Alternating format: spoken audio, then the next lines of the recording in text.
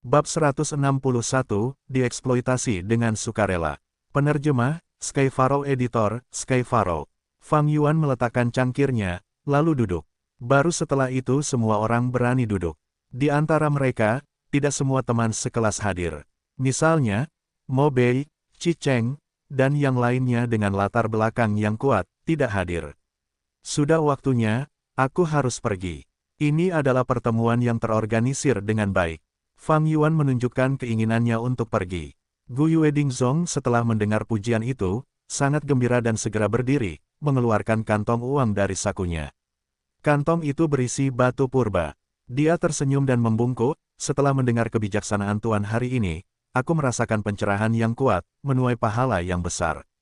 Ini adalah hadiah kecil, tetapi aku berharap Tuan dapat menerima tanda terima kasihku.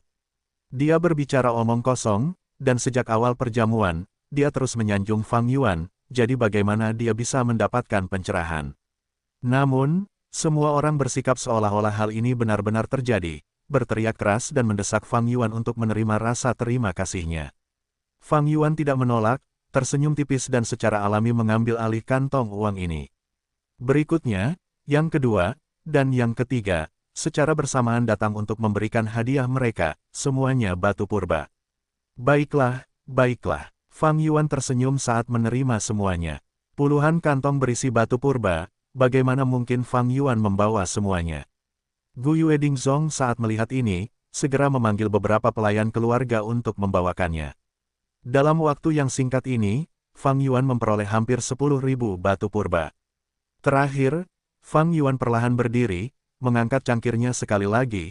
Pertemuan kita adalah takdir, hubungan teman sekelas ini, baik kamu maupun aku mengingatnya di dalam hati. Ini benar-benar layak untuk diminum. Ya, benar sekali, Tuan Fang Yuan. Ungkapan yang sangat sempurna, mengambil kata-kata langsung dari hati kita, ini tidak diragukan lagi adalah bakat. Semua orang berdiri, memuji sambil mengangkat cangkir mereka. Mereka tidak memiliki latar belakang, atau latar belakang mereka tidak cukup kuat. Fang Yuan maju menjadi tetua klan, dan mereka takut akan balas dendamnya, tetapi pada saat yang sama mereka juga ingin memasuki jaringan sosial Fang Yuan.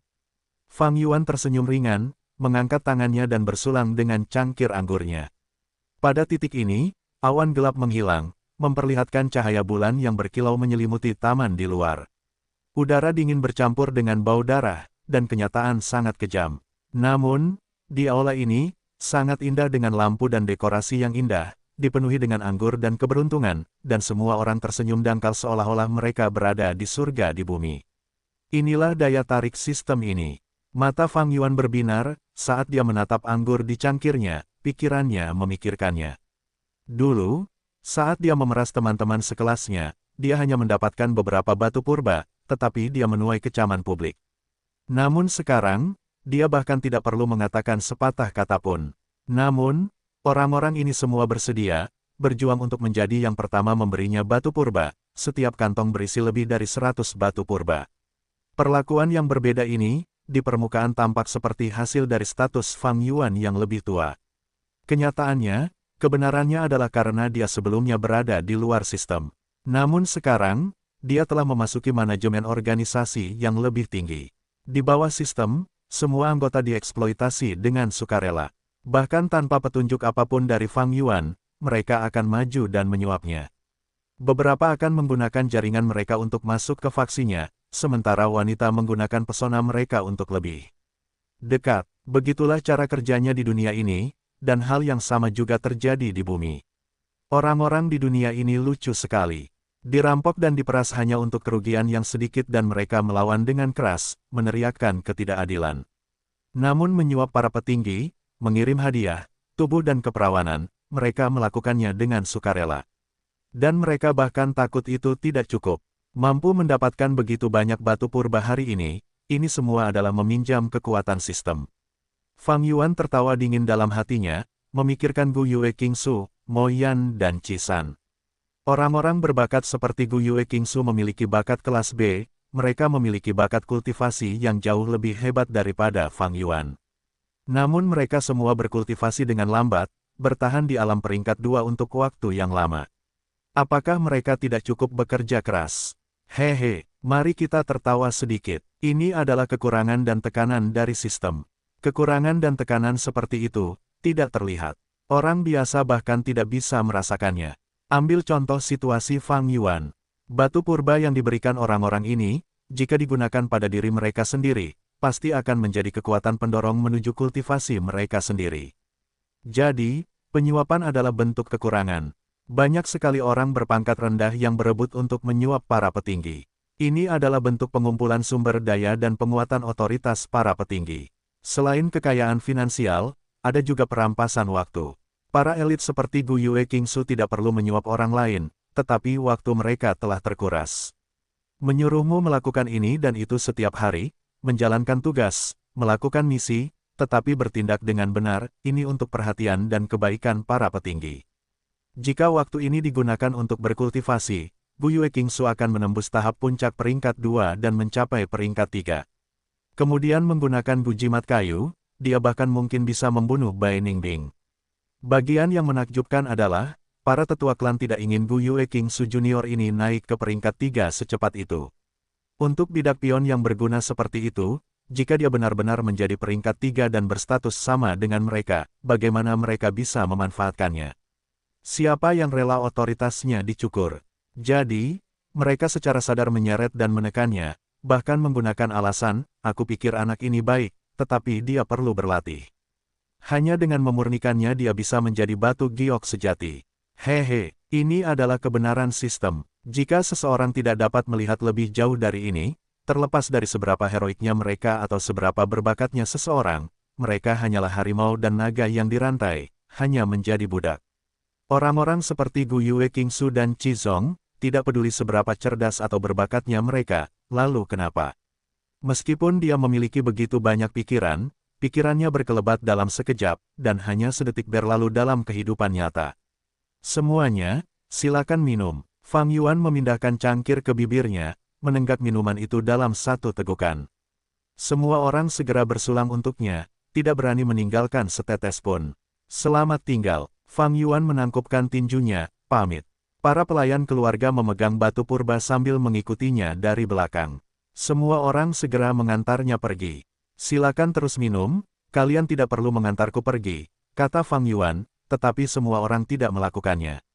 Sebaliknya, mereka meninggalkan tempat duduk mereka dan melanjutkan sanjungan mereka. Fang Yuan melanjutkan, aku suka kedamaian dan ketenangan. Melihat ekspresinya, semua orang akhirnya mengerti maksudnya dan tetap tinggal di aula.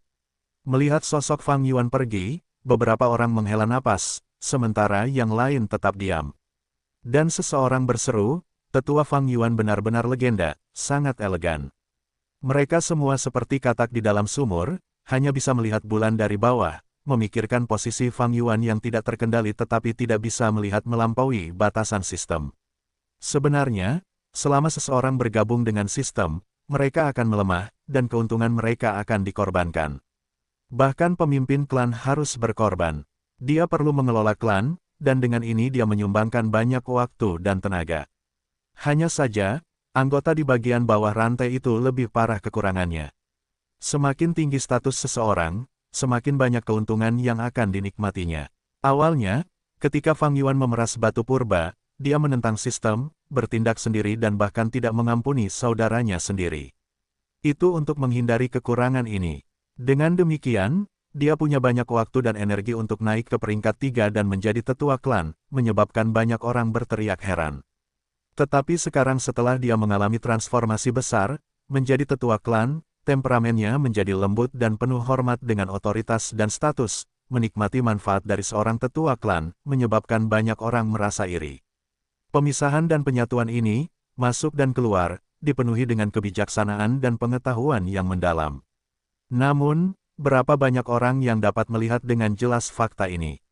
Fang Yuan tidak dieksploitasi, tetapi ia tetap menikmati manfaatnya. Di mata manusia, ini adalah kebebasan dan keanggunan.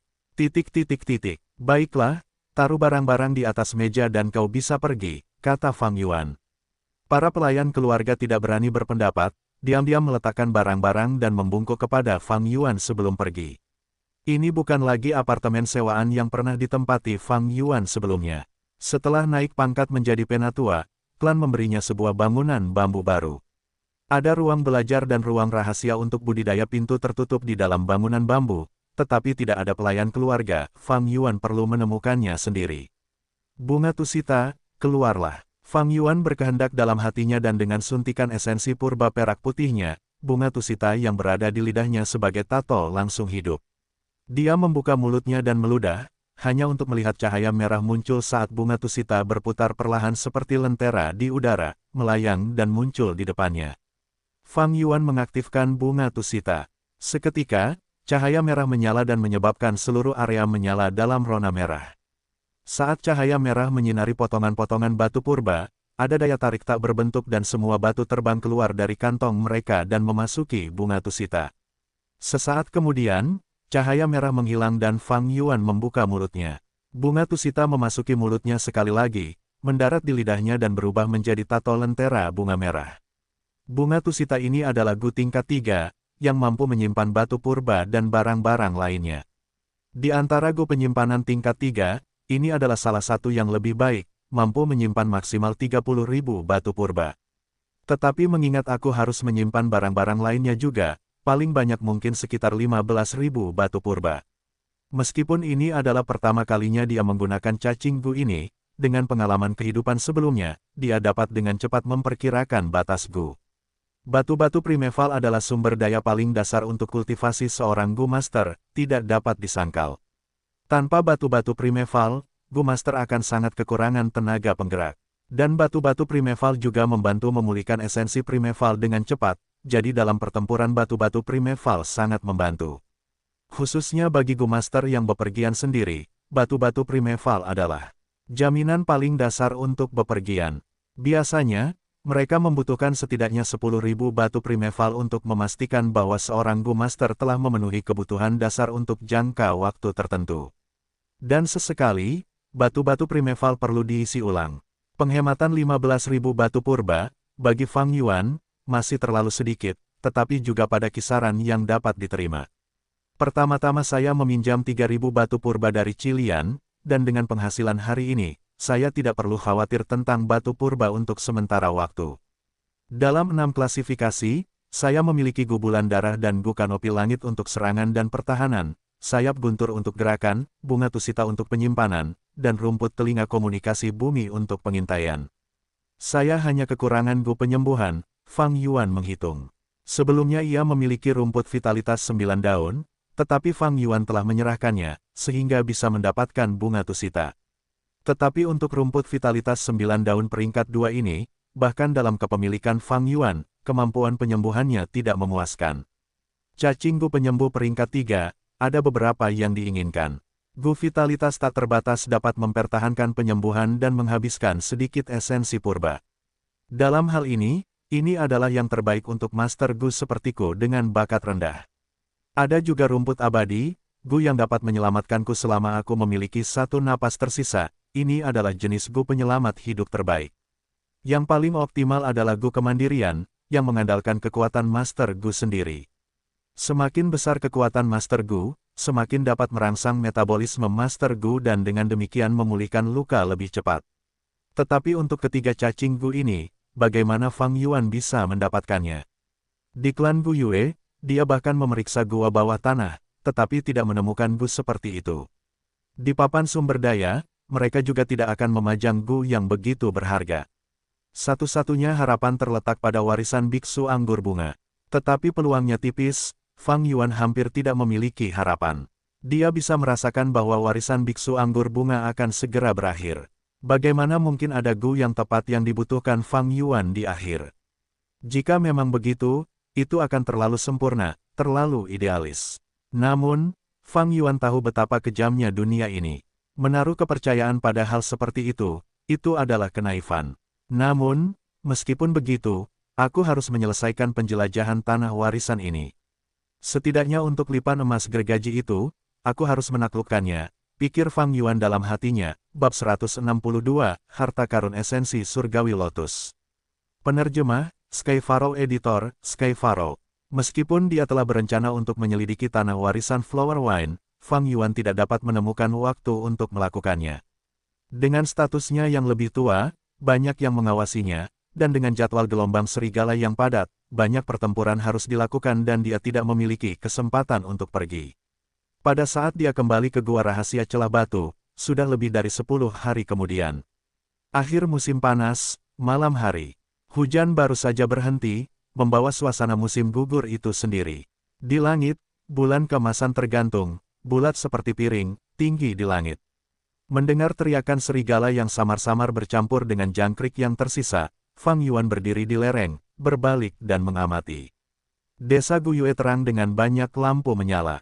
Dinding yang robek telah diperbaiki berulang kali, kehilangan kedamaian dan ketenangan yang pernah dimilikinya. Itu hampir seperti binatang buas besar yang telah menjalani banyak pertempuran, tergeletak di tanah sambil terengah-engah. Setelah kelahiranku kembali, bahkan perkembangan gelombang serigala telah banyak berubah. Dalam ingatanku, serigala mahkota guntur tiba 3 hari lalu, tetapi sekarang tidak terlihat dimanapun. Fang Yuan melihat, sebelum mengalihkan pandangannya. Malam ini dia berhasil memeras waktu, dan harus memanfaatkannya dengan baik. Sesaat kemudian, dia memasuki Gua Rahasia Celah Batu itu lagi. Pintu masuk gua sengaja ditutupi dengan abu-abu. Tidak pernah ada jejak kaki di sana, menunjukkan bahwa tempat ini belum ditemukan. Metode deteksi kecil semacam ini tidak bisa disebut profesional, tetapi pengalaman Fang Yuan menggunakannya dengan baik. Tentu saja, dia tidak hanya memiliki satu metode pencegahan, dan setelah beberapa lapis pemeriksaan, dia akhirnya memastikan bahwa gua rahasia ini masih aman untuk saat ini. Dia menghela napas lega. Bagaimanapun, sejak kelahirannya kembali, banyak hal telah berubah. Terutama selama gelombang serigala, Master Gu lebih sering berpindah-pindah, jadi seseorang mungkin telah menemukan tempat ini. Dia memasuki terowongan dan masuk ke ruang rahasia kedua. Mendorong pintu batu hingga terbuka, dia memasuki hutan batu. Di hutan batu, jalan setapak yang pernah digalinya kembali dipenuhi monyet batu bermata giok. Namun, Fang Yuan sekarang sudah menjadi Master Gu tingkat 3. Meskipun Gu Bulan Darah tidak memiliki kekuatan serangan tertinggi di antara cacing Gu tingkat 3, ia jelas jauh lebih unggul daripada Gu Cahaya Bulan. Fang Yuan menghabiskan 6 jam, membasmi hampir 10 kelompok monyet, membuka kembali jalan setapak untuk dirinya sendiri. Ia tiba di area paling tengah dan menuruni tangga batu kasar, memasuki ruang rahasia ketiga. Sebuah pintu batu menghalangi jalannya, dan di pintu batu itu ada ukiran, gua kelabang emas itu berbahaya, komunikasi bumi adalah cara untuk menghindari bencana. Terakhir kali, ia terhenti di anak tangga ini. Namun kali ini, ia membuka pintu batu itu tanpa ragu-ragu, melangkah ke dalam kegelapan. Ia memegang obor yang menerangi 10 anak tangga di sekitarnya. Gua kelabang ini lebar, memiliki tinggi 3 meter, dan lebar 2 meter. Ada juga banyak jalan sempit yang membentang di seluruh tempat itu. Kemanapun Fang Yuan berjalan, api akan terus menerangi tempat itu dan menghilangkan kegelapan. Awalnya gua itu hanya memiliki suara langkah kakinya, tetapi segera segala macam suara datang dari seluruh tempat itu. Suara-suara itu berkumpul menjadi satu tubuh kolektif, terus-menerus terdengar. Di tepi area yang terang, ia segera melihat sejumlah besar kelabang. Mereka ganas, hanya karena api yang terang mereka tidak menyerang Fang Yuan. Namun Fang Yuan tahu bahwa seiring berjalannya waktu, kelabang akan bertambah banyak jumlahnya, dan dengan bagian belakang mendorong yang di depan, kebuntuan ini akan segera pecah. Namun dia tidak mempermasalahkannya. Jika dia masih peringkat 2 dengan hanya pertahanan Gu Giok Putih, dia pasti tidak akan menyebabkan keributan seperti itu, menarik pergerakan kelompok kelabang. Namun sekarang setelah dia berada di peringkat 3, pertahanan Gu Kanopi Langit sudah cukup baginya untuk menahan gigitan serangga, dan satu-satunya yang menjadi perhatiannya adalah Raja Serangga di tempat itu, kelabang emas gergaji. Dia telah muncul. Fang Yuan sengaja menggunakan sedikit esensi purba perak putihnya dari lubangnya, melepaskannya ke udara, memperlihatkan aura Master Gu peringkat 3 miliknya. Aura ini menyebabkan kelabang emas gergaji merasakan ancaman yang kuat. Baginya, Fang Yuan telah melangkah ke wilayahnya, dan binatang buas ini harus segera disingkirkan. Fang Yuan berjaga-jaga terhadapnya. Kelabang emas gergaji rantai ini panjangnya sekitar 1 meter, tubuhnya selebar 2 kepalan tangan. Pertama kali mendarat di pinggiran area terang, melingkarkan tubuhnya di sekelilingnya, seperti ular piton yang menyergap mangsanya. Namun pada saat berikutnya, ia bergerak perlahan dengan banyak kaki yang menopang beratnya saat ia perlahan-lahan semakin dekat ke arah Fang Yuan. Aura peringkat 3 Fang Yuan hanya membuatnya waspada, dan tidak takut. Jika ia peringkat 4, ia tidak akan menekan Fang Yuan seperti ini. Jika ia peringkat 5 dan hanya memperlihatkan sedikit aura itu, ia akan lari menyelamatkan diri. Fang Yuan mengangkat obor tinggi-tinggi. Saat api menyala, ia menerangi sekeliling dan gerakan bayangan itu. Di bawah cahaya api, rangka luar kelabang emas gergaji mesin memancarkan cahaya yang menakutkan. Di sisi tubuhnya, ada gigi gergaji berwarna perak. Saat semakin dekat, gigi gergaji itu juga bergerak, tampak seperti gergaji mesin yang melambat, mengeluarkan suara mendengung. Kelabang lainnya berkumpul menuju Fang Yuan dari dinding dan tanah. Beberapa kelabang memanjat ke langit-langit, lalu turun, mendarat di bahu dan punggung Fang Yuan. Fang Yuan tidak mempermasalahkannya, dia mengaktifkan Sky Canopy Gu, dan cahaya kristal putih tebal muncul di tubuhnya, bentuk baju besi terlihat samar-samar saat menutupinya sepenuhnya. Anggota tubuh kelabang yang beracun tidak dapat melakukan apapun terhadap baju besi kristal putih ini. Kelabang yang berputar dan berputar itu memanjat wajahnya atau di belakang telinganya, itu sedikit menjijikkan, tetapi tingkat daya tahan Fang Yuan jauh melampaui ini, sehingga mengabaikan mereka sepenuhnya. Dalam kehidupan sebelumnya, dia telah memakan hampir semua hal di alam liar, dan bahkan kelabang yang tidak beracun pun dimakan mentah. Sebenarnya rasanya tidak terlalu buruk, awalnya hampir sedikit aneh, tetapi dia terbiasa setelah memakannya beberapa saat. Dia hanya memusatkan perhatiannya pada kelabang emas gergaji mesin. Kelabang emas gergaji mesin bergerak perlahan, memperpendek jarak antara Fang Yuan dan dirinya sendiri. Ketika ada jarak 3 hingga 4 langkah di antara mereka, Fang Yuan menghentikan esensi purba perak putih agar tidak bocor dan ini menyebabkan auranya langsung melemah. Kelabang emas gergaji mesin merasakannya dengan tajam, sehingga langsung meningkatkan kecepatannya, bergerak seperti garis emas. Dalam sekejap mata, ia telah memperpendek jarak, dan melingkari perut Fang Yuan. Kecepatan ini sangat cepat. Awalnya ia tampak tidak bergerak, lalu pada saat ia bergerak, ia melesat seperti cahaya keemasan. Ketika Fang Yuan berhasil bereaksi, kelabang emas gergaji ini telah melingkari pinggangnya seperti ular, membuka mulutnya dan menyerang ke arah wajah Fang Yuan. Fang Yuan dengan cepat mengulurkan kedua lengannya, meraih kepala kelabang emas ini.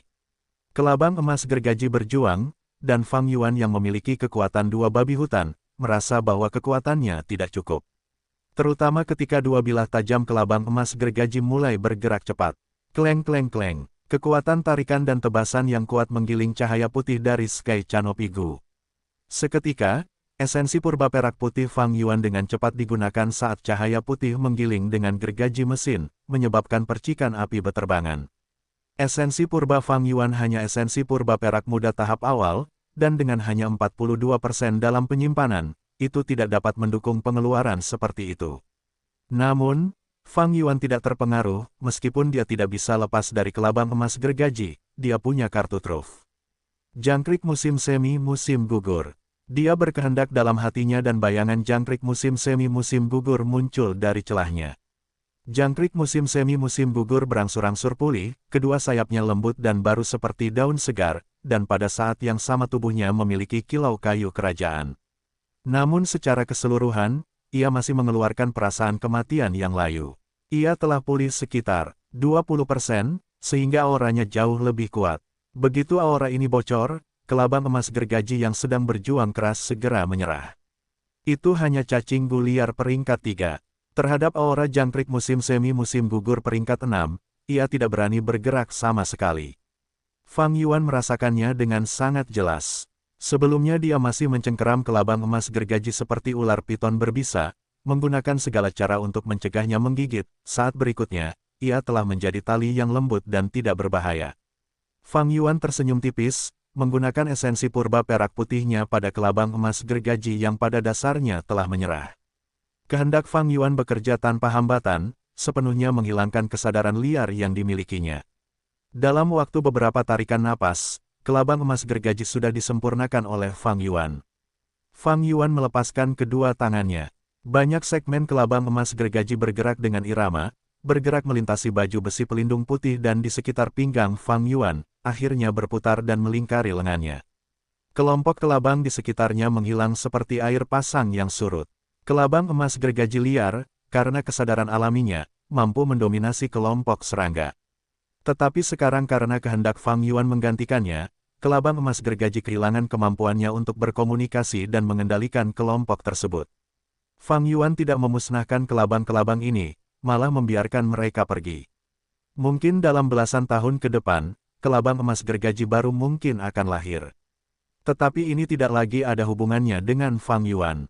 Dia membiarkan kelabang emas gergaji rantai tergantung di bahunya saat dia menyelidiki lebih dalam ke dalam gua. Terowongan kelabang ini memiliki banyak jalan, dan setelah bergerak beberapa saat, jalan utama terbagi menjadi 3 cabang. Fang Yuan pertama-tama menggunakan rumput telinga komunikasi bumi, dan setelah beberapa saat, dia menghilangkan jalan tengah. Memilih jalan di sebelah kanan, dia bergerak selama setengah jam dan menemukan jalan buntu. Dia hanya bisa mundur dan melewati jalan kiri. Dengan menjaga kelabang emas gergaji rantai, dia bisa menghalangi kelompok kelabang dan membuat mereka menjauh dari manapun dia pergi dengan aura kelabang emas. Ini sangat membantu pencariannya. Tidak lama setelah dia memasuki jalan setapak sebelah kiri, kawanan kelabang yang menjauh itu memperlihatkan sebuah gua, dan dia menemukan beberapa petunjuk di sana. Ini adalah tanda-tanda pembangunan manusia. Hati Fang Yuan tergerak. Sangat jelas, jalan setapak ini digali oleh biksu anggur bunga yang awalnya menggunakan laba-laba serigala tanah seribu li. Fang Yuan bergerak di sepanjang jalan setapak ini dengan langkah lambat, dengan sabar menyelidiki. Ada banyak kelabang di jalan setapak ini, dan ini adalah kabar baik lainnya bagi Fang Yuan. Ini karena area dengan kawanan serangga yang hidup di sana memungkinkannya untuk menghilangkan kemungkinan perangkap yang dipasang. Terowongan ini lebih panjang dari yang dia duga. Fang Yuan menghabiskan lebih dari 12 jam dan berjalan sejauh 3 li. Lereng itu berangsur-angsur turun saat Fang Yuan mendekati area bawah tanah yang dalam. Sesekali, dia berhenti dan menggunakan rumput telinga komunikasi bumi untuk menghilangkan kemungkinan ancaman. Swoosh Swiss. Suara apa ini? Fang Yuan akhirnya mendengar suara aneh. Segera, dia menyadari apa itu. Ini air, jangan bilang padaku. Pikirannya bergerak cepat saat dia mendapat ide. Di ujung terowongan, dia melihat dinding kristal. Dan di balik dinding kristal itu, ada air. Di dalam air, ada sungai berwarna abu-abu yang mengalir dalam bentuk spiral, seperti tornado mini, berputar tanpa henti dalam sistem yang mandiri. Seperti yang kuduga, ini adalah mata air esensi alami. Melihat ini, perhatian Fang Yuan tergelitik. Segera setelah itu, dia melihat bahwa di balik dinding kristal berair ini, ada sesuatu yang lain di mata air itu. Kuncup bunga dengan warna biru dan putih yang berurutan, mengambang santai di air mata air itu. Ini, sebenarnya adalah teratai harta karun esensi surgawi. Fang Yuan terkejut. Catatan, lebih besar dari terowongan ini lebih panjang dari yang dia duga. Fang Yuan menghabiskan lebih dari 12 jam dan berjalan sejauh 3 li. Li 500 meter, aku tidak tahu mengapa dia butuh 12 jam hanya untuk berjalan sejauh 1,5 km lol. Itu bahkan tidak berlebihan. Bab 163, Serigala Mahkota Petir. Penerjemah, Skyfaro Editor, Skyfaro. Saat Fang Yuan melihat teratai harta karun esensi surgawi, banyak keraguan di hatinya sirna. Dia bisa berspekulasi kasar tentang apa yang telah terjadi. Kembali ke masa lalu, 1 milenium yang lalu. Seorang Master Gu tingkat 5 yang sendirian datang ke Gunung King Mao dan secara kebetulan menemukan mata air roh alam bawah tanah ini. Dia sangat gembira dan menetap di sini. Dia mulai menggabungkan penduduk desa Fana yang tinggal di sekitar kaki gunung bersama-sama, membentuk prototipe desa Gu Yue. Dia mengambil lebih dari 100 istri dan selir, menyebarkan garis keturunannya dengan sembrono. Dia adalah leluhur klan Gu Yue, pendiri desa Gu Yue. Waktu berlalu, dan dia meninggal mengakhiri generasi pertama, lalu generasi kedua, ketiga hingga mencapai generasi keempat. Pemimpin klan generasi keempat memiliki bakat kelas A dan berkultivasi ke tingkat 5, menciptakan zaman keemasan lain bagi klan. Suatu hari, seorang Master Gu jalur iblis datang ke desa. Dia botak dan berotot, mengenakan pakaian merah muda dan bergerak sendiri. Hobi favoritnya adalah menodai wanita yang tidak bersalah. Dia adalah iblis terkenal dari jalur iblis, Biksu Bunga Anggur. Siapa yang tahu pertemuan kebetulan apa yang dialami Biksu Bunga Anggur ini, sehingga dapat mengetahui resep untuk memurnikan teratai harta karun esensi surgawi. Setelah banyak persiapan, dia hanya kekurangan mata air roh alami untuk memurnikan Gu bunga ini. Setelah melihat-lihat, dia akhirnya memilih mata air roh desa Guyue. Awalnya, dia menggunakan kepura-puraan membeli anggrek bulan untuk perlahan-lahan mendekati petinggi klan Guyue dan mendapatkan detail tentang klan Guyue. Setelah itu, dalam pertempuran dengan pemimpin klan generasi keempat, dia mampu mencapai kemenangan penuh dengan kekuatannya yang tangguh. Dia tidak hanya membunuh kepala klan generasi keempat, tetapi juga menjatuhkan sebagian besar tetua. Namun, tubuhnya terinfeksi oleh Gu Bayangan Bulan. Kemampuan Gu Bayangan Bulan adalah untuk membatasi esensi purba dan tidak cukup untuk berakibat fatal. Namun, Biksu Bunga Anggur tidak dapat membantai dengan sembarangan jika dia ingin memurnikan teratai harta karun esensi surgawi, karena itu akan menarik banyak perhatian dan menghambat kemajuan. Karena itu, ia memilih untuk melakukan sesuatu dari kegelapan. Ia menggunakan laba-laba serigala tanah Seribu Li untuk menggali terowongan, dan secara diam-diam maju ke area ini. Berkat persiapan matang yang telah ia lakukan sebelumnya dan dengan bahan-bahan yang cukup, ia mampu memurnikan teratai harta karun esensi surgawi di mata air roh. Teratai harta karun esensi surgawi memiliki latar belakang yang luar biasa. Resep fusinya telah diciptakan ribuan tahun yang lalu oleh seorang Master Gu dari golongan yang saleh, teratai genesis yang mulia abadi. Heavenly Essence Tracer Lotus hanyalah Gu bunga peringkat 3, tetapi memiliki jalur kemajuannya sendiri dan dapat menjadi Heavenly Essence Tracer Imperial Lotus peringkat 6, yang berada di peringkat ke-6 di antara daftar peringkat 10 besar Gu abadi. Nilainya hampir sama dengan Spring Autumn Cicada. Heavenly Essence Tracer Lotus memiliki reputasi sebagai mata air roh portabel, karena dapat menghasilkan batu purba. Namun, proses peleburannya memiliki harga yang sangat tinggi. Untuk memurnikan Heavenly Essence Tracer Lotus, harus ada mata air roh alami. Mata air ini harus penuh dengan energi purba, dan tidak boleh menjadi mata air roh yang telah digunakan selama bertahun-tahun, dengan cadangannya yang mengering. Setelah peleburan berhasil, mata air roh ini akan benar-benar tidak berguna dan akan kehilangan kemampuannya untuk menghasilkan batu purba, menjadi hanya mata air biasa. Mata air roh alami sangat berharga. Seseorang hanya perlu melihat bagaimana mata air roh ini telah menopang banyak Gu Master dari klan Guyue selama hampir 1 milenium untuk menyadari hal ini. Memurnikan Heavenly Essence Tracer Lotus akan sepenuhnya menghancurkan mata air roh ini. Tetapi itu baru permulaan. Jika ingin ditingkatkan ke tingkat 4, dibutuhkan 7 mata air roh, 9 di tingkat 5, dan 11 untuk tingkat 6.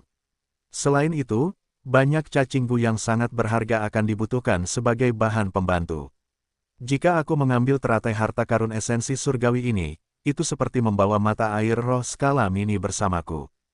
Teratai harta karun esensi surgawi hanyalah Gu tingkat 3, jadi produksi batu purba hariannya tidak dapat dibandingkan dengan mata air roh biasa, tetapi jumlahnya akan cukup untuk menopang pengeluaran kultivasiku. Ini hanyalah salah satu manfaatnya. Batu purba yang diproduksi oleh teratai harta karun esensi surgawi jauh lebih banyak daripada penghasilan dari rumput vitalitas 9 daun. Batu purba tidak hanya dapat membantu dalam meningkatkan kultivasi, mereka juga merupakan bentuk mata uang yang dapat dipertukarkan.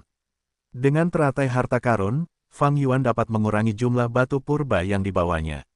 Bunga tusita kemudian dapat digunakan untuk menyimpan berbagai barang yang dapat sangat mengurangi bebannya. Namun, saya mendengar bahwa proses peleburan teratai harta karun itu cukup misterius. Ia muncul dari ketiadaan selama ia berpindah antara wujud astral dan fisik. Orang biasa tidak dapat melihatnya, dan ia hanya dapat dilihat dengan jelas melalui kristal. Gu ini cukup rapuh dan perlu dipelihara di dalam mata air roh selama 9 hari 9 malam hingga menumbuhkan 9 daun utuh, sebelum dapat dipetik dan dimasukkan ke dalam laut purba di dalam lubang. Jika seseorang mengambilnya sebelum waktunya tiba, semua usaha mereka akan sia-sia. Fang Yuan tidak tahu resep rinci tentang teratai harta karun esensi surgawi dan hanya tahu beberapa rumor orang dalam. Dia tidak tahu bagaimana cara mengembangkannya di masa mendatang. Meski begitu, teratai harta karun esensi surgawi peringkat 3 ini akan sangat membantunya. Dia melihat ke balik dinding kristal dan mengamati dengan saksama, yang mengejutkannya, bunga itu hanya memiliki 8,5 daun yang rusak. Hanya tersisa setengah daun untuk 9 daun yang lengkap. Fang Yuan tidak bingung dengan ini. Berabad-abad telah berlalu, cadangan mata air roh telah dikonsumsi selama 4 generasi. Teratai harta karun esensi surgawi ini memadatkan sebagian besar esensi mata air roh, terus-menerus mengonsumsi batu purba yang diproduksi oleh mata air roh, dan menyebabkan cadangan mata air roh semakin berkurang. Akibatnya, teratai harta karun perlahan mulai membalikkan penyerapan, alih-alih mengisi kembali kerusakan pada mata air roh. Dengan melakukan ini, ia merusak dirinya sendiri, inilah alasan daunnya rusak. Teratai harta karun esensi surgawi harus memiliki 9 daun lengkap sebelum dapat dipetik. Sekarang hanya memiliki 8 daun dan setengah. Aku perlu melemparkan batu purba ke mata air jika aku ingin memetiknya. Batu purba adalah kristalisasi dari mata air roh, mereka dapat memberikan nutrisi pada teratai harta karun dan membiarkannya tumbuh lagi. Namun, jangan remehkan daun yang setengah rusak ini. Pasti membutuhkan sejumlah besar batu purba agar dapat tumbuh kembali. Jika aku tidak salah, dinding kristal ini seharusnya diproduksi oleh Guparit. Fang Yuan mencoba menyentuh dinding, dan menemukan bahwa dinding ini nyata tetapi juga virtual, seperti cahaya dan bayangan, tangannya menembus dinding tanpa halangan apapun. Tetapi dia dengan cepat menarik kembali tangannya dan tidak berani masuk jauh ke dalam mata air roh. Mata air roh tidak boleh tercemar. Dia menuangkan esensi purbanya ke dalam bunga tusita dan mengeluarkan batu purba. Dia melemparkan batu purba itu melalui dinding kristal. Seolah-olah dinding itu tidak ada, batu purba itu menembusnya dan jatuh ke mata air roh, menghantam sosok hantu teratai harta karun esensi surgawi. Teratai harta karun esensi surgawi beralih antara biru dan putih dan mulai bergetar seperti riak air. Itu mencerna batu purba dalam sekejap. Setelah menunggu bunga itu menjadi tenang, Fang Yuan mengamatinya dengan saksama, tetapi tidak menemukan perubahan pada daun yang rusak itu. Ekspresinya tenang. Dia mulai melemparkan lusinan batu purba tetapi masih tidak ada perubahan pada daun yang rusak itu. Fang Yuan terus melemparkan batu purba sambil diam-diam menghitung jumlahnya. Ketika lebih dari 500 batu purba dilemparkan, daun yang rusak akhirnya tumbuh sedikit. Setelah melihat pemandangan ini, Fang Yuan tidak bisa menahan perasaan sedikit muram. Dari perhitungan ini, dia harus memasukkan setidaknya lebih dari 50.000 batu purba sekaligus. Jika dia melakukannya secara berkelompok dan jeda waktunya panjang, teratai harta karun esensi surgawi akan menghabiskan dirinya sendiri untuk mengisi kembali mata air roh karena klan terus-menerus mengekstraksi batu purba. Lebih dari 50.000 batu purba. Aku hanya punya lebih dari 10.000 batu purba dan kekurangan 40.000 lagi.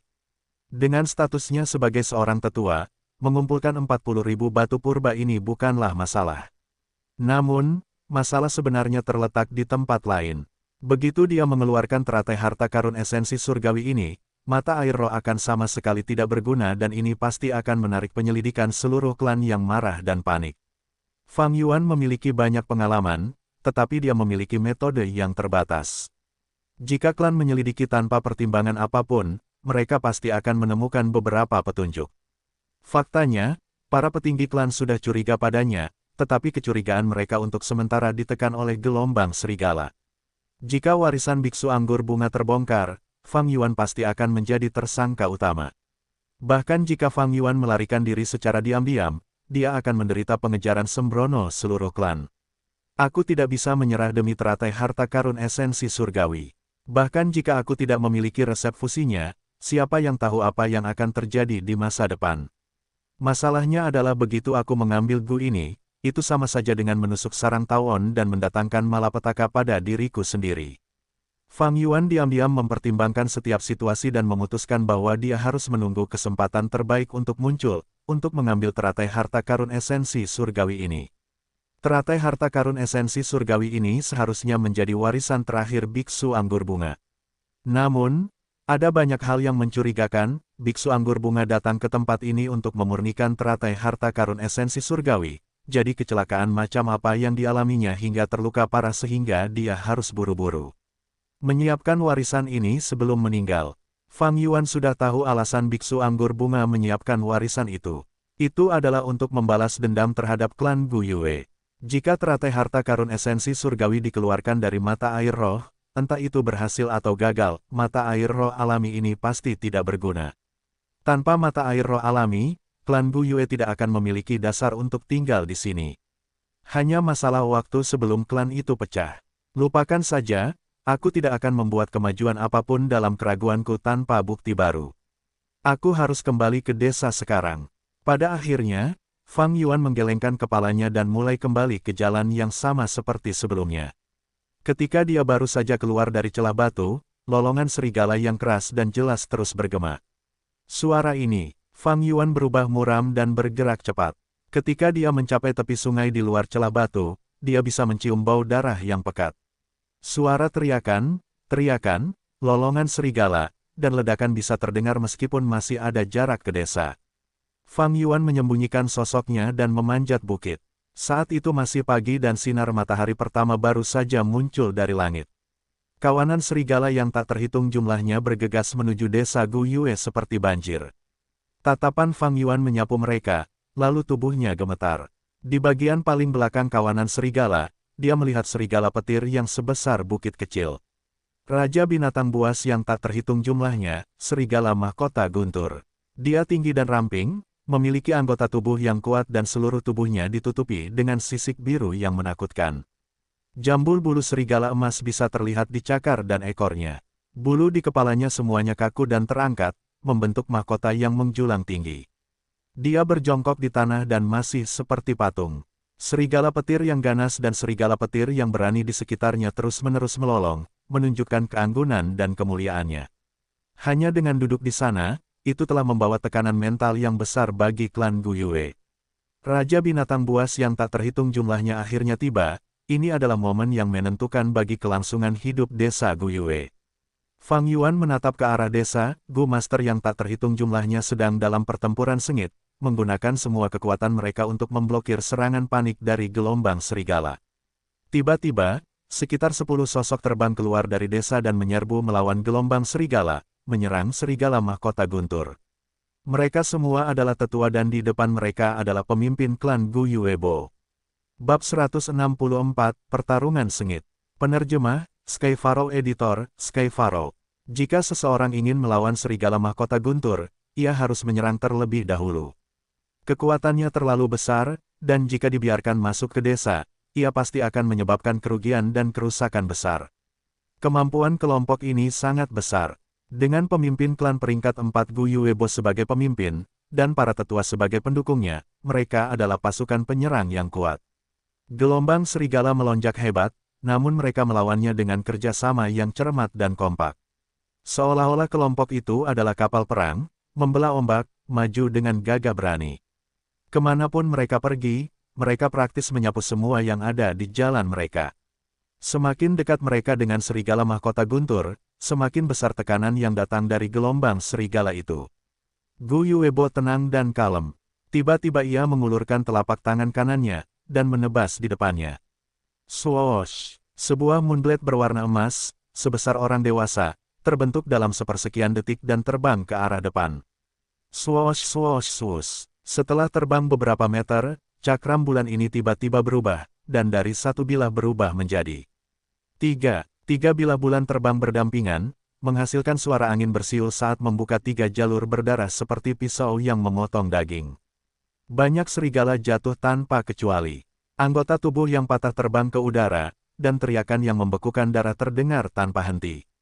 Serigala petir yang mengamuk meraung dan mulai menyerbu dengan ganas ke arah Master Gu dari sisi kanan.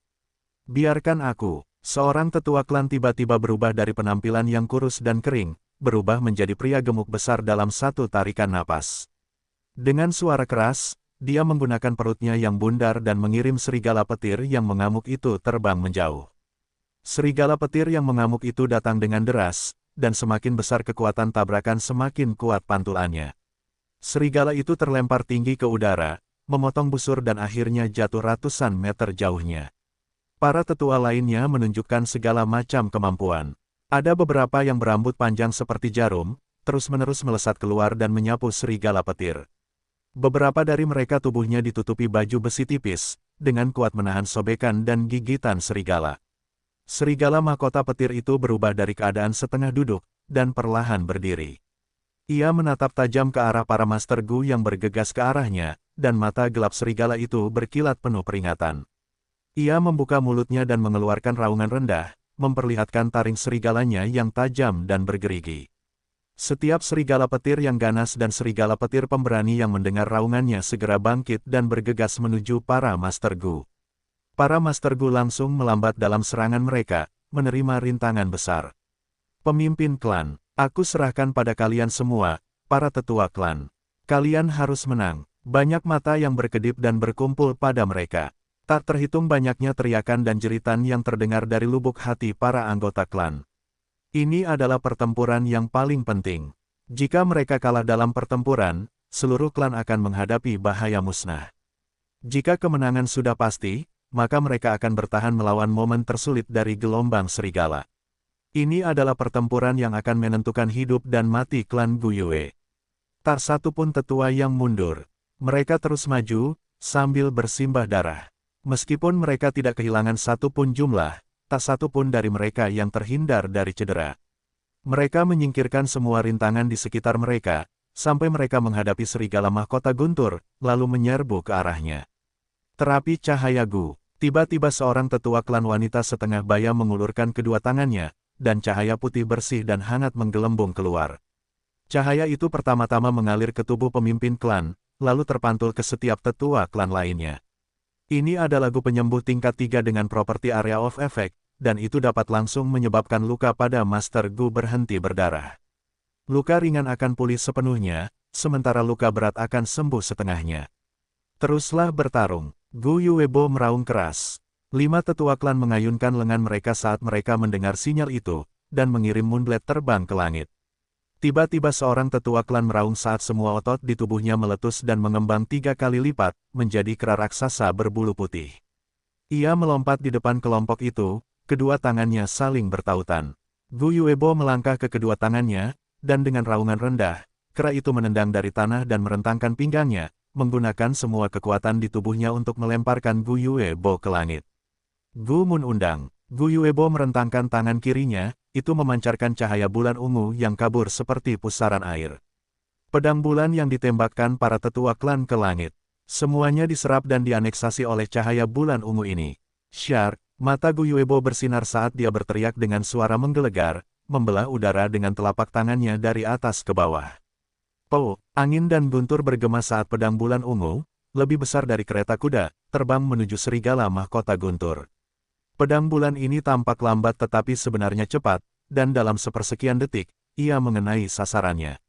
Serigala mahkota guntur melolong dan pada saat terakhir, baju besi cahaya guntur muncul di tubuhnya. Bam! Pada saat berikutnya, ledakan dahsyat terjadi saat langit diselimuti oleh petir biru yang menakutkan yang berbenturan dengan cahaya bulan ungu yang memikat. Banyak orang menyipitkan mata saat gelombang kejut menyebar dari benturan tersebut, membuat serigala petir biasa di sekitarnya terpental. Saat cahaya yang kuat itu menghilang, para Master Gu sudah terlibat dalam pertempuran dengan serigala mahkota guntur. Para tetua klan semuanya sangat berpengalaman dan terkoordinasi dengan baik satu sama lain. Seorang master tua dengan rambut putih yang mengambang menyemburkan jarum darinya tanpa henti seperti hujan. Di sisi lain, seorang Master Gu perempuan menyemburkan api dari lubang hidungnya seperti ular yang berlama-lama, dan dia menyemburkan gelombang api oranye dan menyerang dua sisi pada saat yang sama.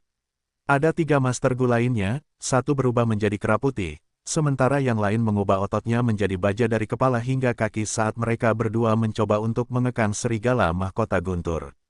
Gu Master yang lain mengeluarkan Gu boneka dalam jumlah yang tak terbatas, menuangkan esensi purba miliknya dan mengubahnya menjadi prajurit rumput berlapis baja atau pelayan kayu dengan tombak merah, menggunakannya sebagai umpan untuk menarik serangan yang datang.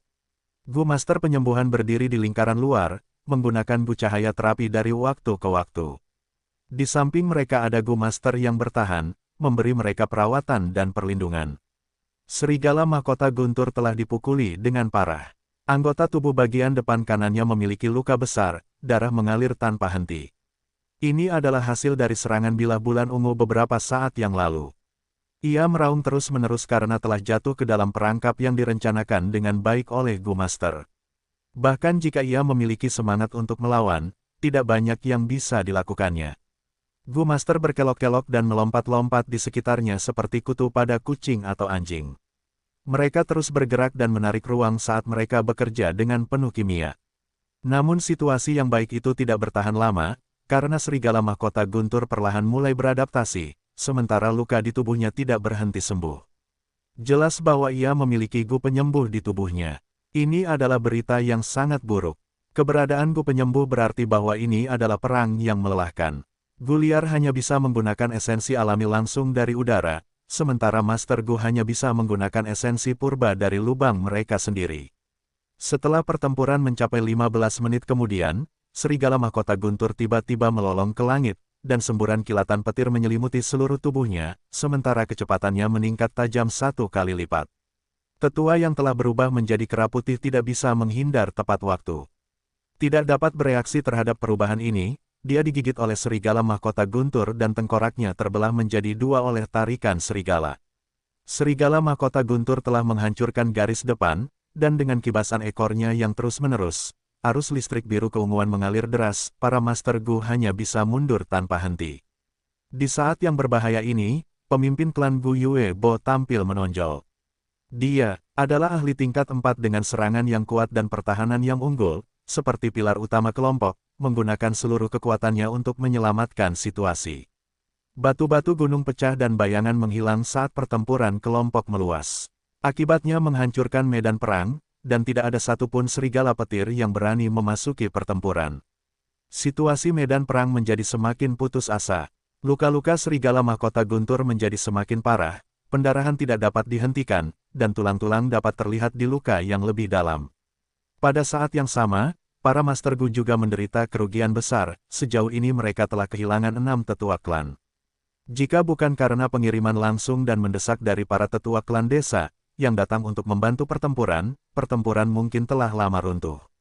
Semuanya, berdirilah kuat, bertahan adalah kunci kemenangan. Gu Yuebo membunuh sampai matanya merah, dan suaranya serak saat dia mengerahkan seluruh tenaganya untuk membangkitkan semangat. Namun pada saat ini, serigala mahkota guntur tiba-tiba mengamuk, dan tubuhnya diselimuti lapisan cahaya merah terang. Gu mengamuk tingkat 4, kekuatan, kecepatan, kelincahan, dan atribut lainnya dari serigala mahkota guntur tiba-tiba meningkat 2 kali lipat dari basis aslinya. Ledakan, terdengar suara keras saat dia menggesekkan cakar kanannya, mengubah seorang tetua klan menjadi bubur daging. Dengan jentikan ekornya, suara angin meletus dan jaring listrik terbang keluar, menjebak ladang rumput dan boneka kayu, lalu membakar semuanya menjadi arang. Aku tidak bisa mengimbangi, boneka-bonekaku sudah habis. Tetua itu berteriak, ketakutan. Dengan situasi yang berubah dengan cepat menjadi lebih buruk, teror dari Raja Binatang Buas yang tak terhitung jumlahnya dilepaskan sepenuhnya, membuat semua orang putus asa. Alis Gu Yuebo terkunci rapat, dan sepertinya dia akan mematahkan giginya karena menggertakkan giginya, ketika dia tiba-tiba berteriak, jebak dia, gunakan ular rantai besi. Ketika para tetua klan mendengar ini, mereka merasa kagum dalam hati mereka. Di awal dimulainya gelombang serigala, mereka telah menunjukkan taktik pertempuran yang tak terhitung jumlahnya. Ini adalah metode yang hanya boleh digunakan ketika tidak ada pilihan lain. Jerat angin Gu, seorang tetua berteriak, dan dari lubang hidungnya keluar angin hijau, melilit cakar serigala mahkota guntur. Gu Rawa, tetua lainnya meraung dan berjongkok, menurunkan kedua tangannya dan membanting ke tanah. Seketika, tanah di bawah serigala mahkota guntur berubah menjadi lumpur. Dengan serangan serentak ini, gerakan serigala mahkota guntur melambat pada saat itu. Memanfaatkan kesempatan ini, para tetua lainnya mengulurkan tangan mereka, dan dari lengan baju dan celana mereka, gelombang bayangan hitam melesat keluar. Bayangan hitam itu seukuran kepalan tangan, dan setiap panjangnya sekitar 2 meter. Jika diamati lebih dekat, orang akan melihat bahwa setiap bayangan hitam itu adalah ular Gu. Ular ini berbentuk seperti rantai besi, seluruh tubuhnya berwarna hitam pekat. Gulungan cincin logam digantung dan dihubungkan bersama, dan hanya kepala ular itu yang terlihat normal. Saat terbang keluar, ular-ular itu menggeliat di tanah, dengan cepat memanjat tubuh serigala mahkota guntur. Kepala dan ekor mereka kemudian terhubung dan saling cocok, membentuk jaring logam dalam sekejap mata, berakar dari tanah dan menjebak serigala mahkota guntur di tempat. Namun situasi ini hanya sementara, karena saat serigala mahkota guntur berjuang terus-menerus, satu persatu, rantai besi akan putus. Hanya dalam waktu 5 hingga 6 menit, ular-ular logam ini akan hancur total, tidak lagi menjebak serigala mahkota guntur. Ciguang, Suping, Tetaplah di sini dan hentikan kawanan serigala itu menyerang rantai logam. Kalian semua, kembalilah ke desa bersamaku. Teriak Gu Yuebo. Dia sebenarnya telah memilih untuk mundur. Akan tetapi, para tetua klan lainnya tidak menunjukkan ekspresi terkejut apapun, mereka telah mengetahui niat pemimpin klan itu. Mereka bergegas kembali ke desa, dan segera seorang tetua klan mendatangi mereka dan berkata, "Tuan pemimpin klan, semuanya telah dipersiapkan." Gu Yuebo mengangguk, memerintahkan kelompok itu untuk pergi ke paviliun klan. Di alun-alun di depan paviliun klan, sudah ada hingga 100 Master Gu yang duduk di tanah. Para Master Gu ini sebagian besar adalah mereka yang terluka parah dan tidak dapat memasuki pertempuran dalam waktu singkat. Setiap wajah mereka menunjukkan ekspresi tenang menghadapi kematian tanpa rasa takut. Sementara itu bagi mereka yang masih memiliki kemampuan untuk bertempur, mereka bertempur di garis depan. Dengan pertempuran yang mencapai momen ini, klan telah memberikan segalanya. Dalam situasi yang mengerikan ini, bahkan manusia pun telah dimobilisasi. Dengan menggunakan setiap kehidupan manusia untuk dijadikan dinding daging, menghalangi gelombang serigala untuk sementara waktu, ini memberi para Master Gu waktu untuk memulihkan diri dan berkumpul kembali. Gu Yuebo dan para tetua klan pergi ke aula leluhur di paviliun klan. Di bawah plakat peringatan leluhur mereka semua berlutut di lantai. Kepada leluhur agung di atasku, kami para keturunan sangat malu. Gelombang serigala bergolak, dan desa telah jatuh ke dalam situasi hidup dan mati. Kami mohon leluhur agung kami untuk datang dan membantu kami. Ketika Gu Yuebo selesai berbicara dengan suara rendah, aula leluhur menjadi sunyi senyap. Tetesan tetes. Beberapa darah tetua klan merembes keluar dari luka mereka yang dibalut dengan tergesa-gesa, menetes ke lantai. Gu Yuebo dan tetua klan lainnya menahan napas, bahkan tidak berani terengah-engah atau bernapas dengan keras. Dulu, ketika pemimpin klan generasi pertama merasakan kematiannya mendekat, dia berangkat meninggalkan desa. Sebelum kepergiannya, dia meninggalkan sebuah surat wasiat. Surat itu mengatakan bahwa jika klan itu jatuh ke dalam bahaya binasa, mereka dapat berdoa di hadapan tablet peringatannya. Pada saat itu, Cacing Gu akan turun dari langit dan membantu desa melewati situasi sulit. Sepanjang sejarah, klan Gu Yue telah menderita krisis besar beberapa kali, dan mereka telah menangani bencana dengan cara ini. Ini adalah kartu truf terakhir klan Gu Yue. Bab 165, Guillotine Berdarah. Penerjemah, Sky Pharaoh Editor, Sky Pharaoh. Di aula leluhur, suasana sunyi senyap. Tetua dan pemimpin klan menundukkan kepala mereka seperti ada batu besar yang membebani hati mereka. Setelah seorang Master Gu meninggal, Cacing Gu yang mereka tinggalkan akan tetap memiliki keinginan orang tersebut. Mereka tidak dapat dianggap sebagai cacing Gu liar, dan telah kehilangan kemampuan untuk menggunakan esensi alami di udara. Cacing Gu ini dapat dianggap sebagai perpanjangan hidup dari Master Gu tersebut. Hati semua orang gelisah. Kepala klan generasi pertama telah meninggal setidaknya selama 1000 tahun, jadi apakah metode yang ditinggalkannya masih efektif? Tidak ada yang tahu. Lagi pula, sejak krisis terakhir, sudah 200 tahun. Mengapa mereka mundur? Di lereng, Fang Yuan melihat pemandangan ini dan menjadi curiga. Dalam kehidupan sebelumnya, kultivasinya terlalu rendah, sehingga dia tidak dapat mengetahui rahasia klan. Namun, tubuhnya segera bergetar, menemukan bahwa sekelompok cacing terbang telah turun dari langit. Ini, mata Fang Yuan menyipit saat cahaya dingin bersinar. Ada hingga 100 cacing Gu terbang berkelompok, membentuk awan merah, turun dan mendarat di alun-alun. Desa, dengungan-dengung-dengung. Suara yang dikeluarkan oleh kelompok serangga memasuki aula leluhur, dan para tetua klan mengangkat kepala mereka, menunjukkan ekspresi gembira yang luar biasa. Terima kasih leluhur yang agung, atas perlindungannya. Hati Gu Yuebo terasa tenang saat dia memberi hormat sebelum bangkit berdiri. Pergi dan lihat, desah pemimpin klan. Di wajahnya, ada kebahagiaan, kesungguhan dan kesedihan, ekspresi yang rumit. Meninggalkan aula leluhur dan berdiri di tangga bangunan, semua orang dapat melihat bahwa di alun-alun desa, ada tornado merah yang mengamuk. Cacing-cacing Gu ini hanya seukuran ujung jari. Mereka berbentuk seperti belalang, dengan wajah yang menakutkan dan berwarna merah di sekujur tubuh. Mereka memasuki tubuh para Master Gu yang duduk di alun-alun, mengekstraksi darah dan esensi purba mereka. Dalam beberapa saat, seekor serangga berkembang biak menjadi lebih banyak cacing. Dengan demikian, jumlah Gu meningkat pesat seiring berjalannya waktu. Cacing-cacing Gu baru terus diproduksi, terbang ke dalam kulit Master Gu dan terbang keluar, lalu menggali lagi. Di alun-alun desa, tangisan menyedihkan dan erangan dingin terdengar, tetapi tidak ada satupun Master Gu yang melarikan diri. Sebelum mereka datang, mereka sudah diberitahu oleh para tetua klan. Demi klan, mereka dengan sukarela mempersembahkan tubuh mereka untuk memberi makan Gu, menggunakan pengorbanan mereka sendiri untuk menyelamatkan klan. Mereka semua adalah anak-anak baik dari klan kita. Gu Yuebo yang melihat ini bergumam dengan suara rendah, sementara tangan yang memegang pagar bergetar sedikit. Para tetua lainnya menunjukkan ekspresi kesakitan, tetapi tidak mengatakan apapun. Situasi ini persis seperti yang tercatat dalam peringatan klan. Leluhur generasi pertama telah meninggalkan cacing-cacing Gu ini, dan mereka membutuhkan nyawa guru Gu untuk memberi makan. Baru pada saat itulah mereka merasa puas dan akan membantu klan untuk bertahan melawan musuh-musuh eksternal. Setelah Gu terbang ini kenyang dan puas, mereka terbang lagi dengan kehadiran yang lebih besar. Dalam sekejap mata, jumlah mereka telah bertambah lebih dari 10 kali lipat. Yang tersisa di alun-alun adalah tumpukan tulang putih saat Gu terbang keluar seperti tornado, mengamuk di antara kawanan serigala di luar desa.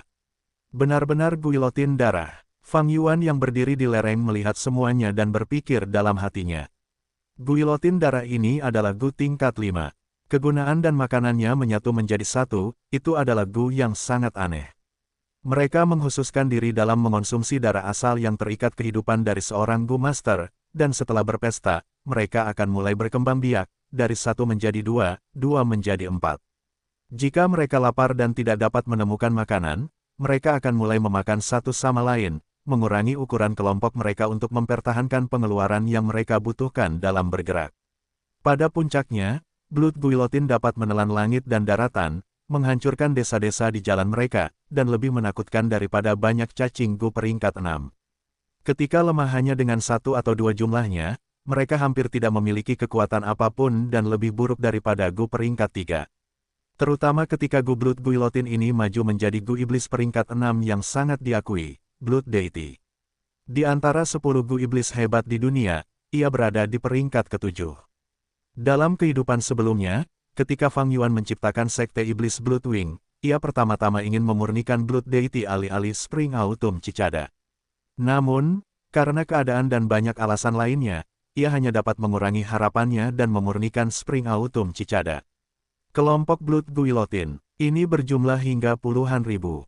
Seperti tornado yang menyapu medan perang, kemanapun mereka pergi, kawanan serigala melolong dan meratap. Mereka terbang ke kiri dan kanan, memasuki tubuh serigala petir dan dalam beberapa saat, darah serigala petir akan diserap sepenuhnya. Namun, darah binatang ini tidak dapat membuat Blood Guillotine berkembang biak. Hanya darah asal Gu Master yang mengandung esensi purba yang dapat mencapai efek ini. Satu demi satu, serigala petir berubah menjadi mayat kering, tergeletak di tanah dan kehilangan nyawa mereka. Hanya serigala petir yang berani dan arus petir serigala petir yang gila yang dapat menahan Blood Guillotine ini. Namun, mereka hanya bisa menyetrum sejumlah kecil serangga terbang, sebelum sejumlah besar Blood Guillotine menyerbu dan menghisap mereka menjadi mayat kering. Lolong, jaring baja itu hancur total saat serigala mahkota guntur mendapatkan kembali kebebasannya, melolong marah. Blood Guillotine mendeteksinya dan berkumpul dengan cepat, membentuk awan merah besar dan menelan serigala mahkota guntur sepenuhnya. Ekor serigala mahkota guntur berayun saat arus petir biru melesat keluar dan mengubah ratusan dan ribuan Blood Guillotine menjadi renyah. Suara letupan itu seperti petasan yang meledak. Hembusan angin bertiup, membawa serta bau gosong yang mengerikan dari Blood Guillotine yang dipanggang. Blood Guillotine memang Gu peringkat 5, tetapi tanpa pengguna, ia hanya bisa menyerang secara langsung. Serigala mahkota guntur memiliki beberapa Gu peringkat 4 yang tinggal di dalamnya, dan beberapa memiliki metode serangan area luas, melawan Blood Guillotine ini. Serangga terbang bergerak seperti awan merah saat tubuh serigala mahkota guntur yang seperti bukit melolong dan berjuang, menciptakan malapetaka. Pada saat ini, tubuh besar serigala mahkota guntur menjadi kelemahannya karena Blood Guillotine seukuran ujung jari memanfaatkannya. Pertarungan berlangsung sengit. Saat sejumlah besar Blood Guillotine jatuh ke tanah, baju besi serigala mahkota guntur hancur, dan beberapa Blood Guillotine mengebor masuk dan mulai menghisap darah dengan sembarangan. Tanpa pilihan lain, serigala mahkota guntur hanya bisa menyemprotkan plasma petir ke tubuhnya sendiri, menyetrum Blood Guillotine ini. Namun, dengan cara ini, otot-otot permukaannya semua terpanggang, memancarkan bau daging panggang yang harum. Serangan gelombang serigala di desa telah berhenti. Di bawah komando serigala mahkota guntur, banyak serigala petir menyerang kelompok serangga sebagai gantinya. Para Master Gu dapat dikatakan telah lolos dari kematian, dan banyak yang menahan napas saat mereka menyaksikan pertempuran yang intens dan tragis ini dengan gugup. Kelompok serangga itu seperti wabah kematian. Banyak serigala petir akan menyerbu masuk dan segera mati. Namun, pengorbanan serigala petir juga menyebabkan kelompok serangga menghadapi pengeluaran yang tinggi. Blood Guillotine berkurang jumlahnya. Awan tebal yang semula telah berubah menjadi kabut tipis, dan segera berubah menjadi tornado kecil yang masih beterbangan di udara. Serigala mahkota guntur berjuang dan melarikan diri, mulutnya melolong saat berlari dengan kecepatan penuh. Darah di tubuhnya hampir setengah habis. Sekarang tubuhnya terasa lembek dan lelah, sementara kecepatan larinya bahkan tidak mencapai 10% dari kecepatan biasanya, dan arus petir yang mengalir di tubuhnya juga menjadi sangat tersebar. Sebagai pemimpin kawanan serigala, lolosnya serigala mahkota guntur menyebabkan semangat juang serigala petir lainnya menurun, dan mereka juga kabur kemana-mana. Akhirnya kita berhasil. Para Master Gu melihat ini, menjadi kosong karena beberapa dari mereka hanya tergeletak di tanah, tidak mau bangun. Aku sebenarnya masih hidup. Banyak ekspresi Master Gu yang rumit, beberapa dipenuhi dengan kebahagiaan sekaligus kesedihan. Melalui gelombang serigala, banyak anggota klan yang dikorbankan. Bas. Kelompok Blood Guillotine yang tersebar terbang tinggi ke langit, terbang dalam satu putaran besar di sekitar desa Gu Yue sebelum menghilang ke awan. Melihat ini, mata Fang Yuan bersinar dengan pikiran yang rumit. Kekalahan serigala mahkota guntur berarti desa itu sekarang aman. Faktanya, sebagian besar kawanan serigala telah mati atau terluka, jadi mereka tidak lagi memiliki jumlah yang begitu besar. Gelombang serigala ini dapat dikatakan telah berakhir. Namun, kawanan serigala menyimpan dendam, dan selama Raja Binatang Buas yang tak terhitung jumlahnya ini tidak mati, selama gelombang serigala berikutnya mereka akan menyerang sekali lagi. Setelah bertahun-tahun memulihkan diri, ia akan menjadi lebih cerdik dan kuat.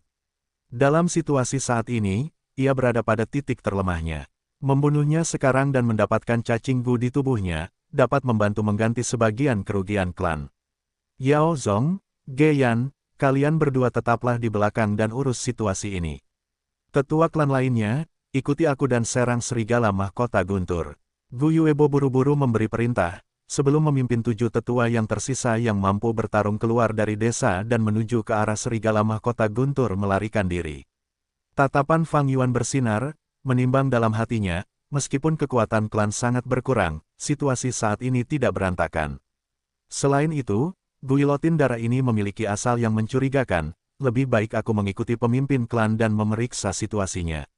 Mengatakan demikian, ia masuk ke mode siluman dan menuruni lereng. Gu sisik siluman dan Gu sayap guntur tidak dapat digunakan secara bersamaan. Thunderwings Gu adalah Gu tingkat 3, dan setelah diaktifkan, ia membentuk sepasang sayap petir yang tidak dapat disembunyikan oleh Gu Stealth Scales tingkat 2. Melawan tetua klan tingkat 3, kemampuan bersembunyi Gu Stealth Scales tidak efektif. Fang Yuan hanya bisa mengikuti jejak mereka dan menjaga jarak di antara mereka, tidak berani mendekat. Ketika serigala mahkota guntur menyerang, ia masih berada di gua rahasia celah batu dan tidak berpartisipasi dalam pertempuran. Jika ia muncul sekarang, itu akan menarik kemarahan kepala klan dan tetua klan, dan jika mereka menanyainya, ia tidak akan dapat menjelaskan dirinya sendiri. Luka-luka yang dialami serigala mahkota guntur sangat parah, sehingga ia tidak dapat bergerak cepat. Setelah setengah jam, Fang Yuan dapat mendengar suara perkelahian dan omelan di depannya. Ia pergi ke sana secara diam-diam, naik ke atas batu gunung, mengamati pertarungan para Master Gu. Serigala mahkota guntur tergeletak di tanah dengan banyak luka baru di sekujur tubuhnya. Darah mengalir tanpa henti saat ia terengah-engah. Matanya yang redup menunjukkan bahwa ia sudah sangat dekat dengan kematian. Kakek tua Bai, kau dan orang-orangmu benar-benar punya muka, datang ke sini untuk memanfaatkan situasi. Hehehe, Gu Yuebo, itu bukan hal yang tepat untuk dikatakan.